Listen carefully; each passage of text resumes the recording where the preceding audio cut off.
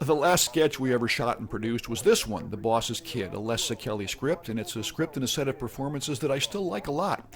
Les's idea came from real life. We shot this at a car dealership in Lakewood, Ohio that was run by Les's father, where Les occasionally worked.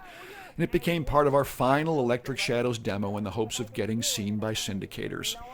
But by the spring of '87, the bloom was off the rose, and I just needed to get on with my life. So the YTIC years ended with a whimper.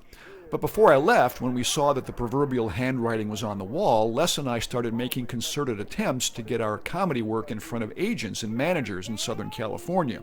We actually did sign with one, and our relationship with him lasted into early '89. It turned out, though, to be a very contentious relationship between us and him. There's an adage in Hollywood that having bad representation is worse than having no representation, and that was the case here. So we fired him in '89, and that was the final epitaph of Les's and my professional comedy partnership. We've stayed good friends, and we've gone on to do our own creative things since then.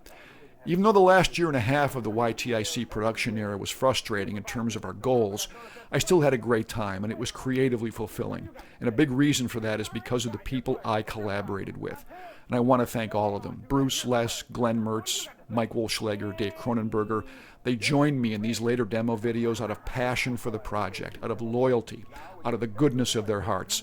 And I was and still am impressed and blessed by their talent and willingness to stretch into new creative places.